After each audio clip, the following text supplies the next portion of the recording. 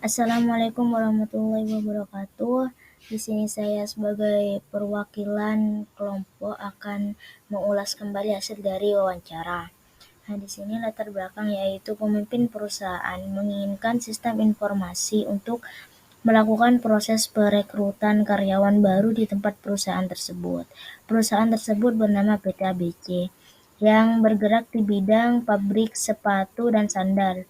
Terkadang perusahaan perlu merekrut karyawan dengan berbagai macam keahlian yang dibagi menjadi 4 bagian. Yang pertama yaitu manajemen, yaitu di bagian manajer atau direktur. Yang kedua operator, yaitu di bagian yang menjalankan mesin-mesin perusahaan.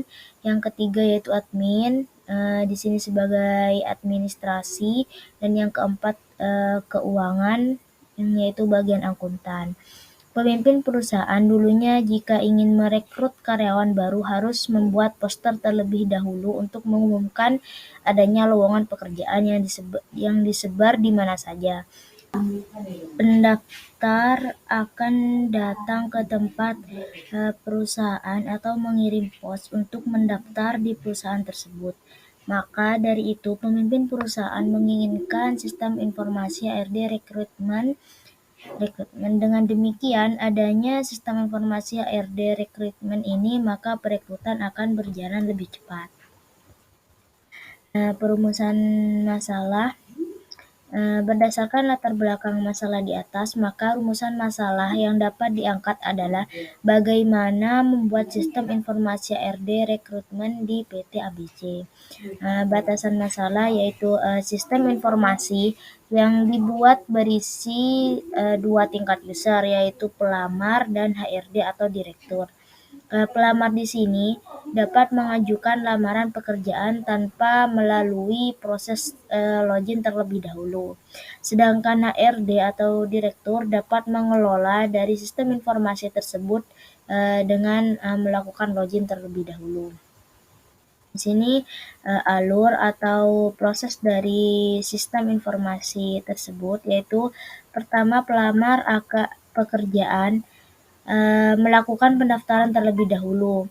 Setelah itu si pendaftar akan memasuki tahap pengecekan terlebih dahulu lalu memasuki tahap tes. Setelah diadakan tes, maka RD memasukkan data pendaftar yang lolos tes maupun yang tidak lolos. Setelah itu pendaftar akan memasuki tahap interview, dan di sini juga HRD akan mendata pendaftar yang lolos interview maupun yang tidak lolos akan dimasukkan ke dalam sistem informasi. Setelah lolos interview, maka pendaftar akan tanda tangan kontrak dengan perusahaan. Di sini ada beberapa fitur, yaitu ada yang pertama ada login dan logout. Di menu ini akan digunakan untuk pihak HRD atau manajer untuk mengelola dari sistem informasi tersebut. Setelah login, akan ada beberapa menu, yaitu ada menu manajemen, operator, admin, dan keuangan. Di sini di dalam menu manajemen juga akan terdapat beberapa menu, yaitu ada data dari pendaftar yang mendaftar di bagian manajemen. Setelah itu ada menu tes.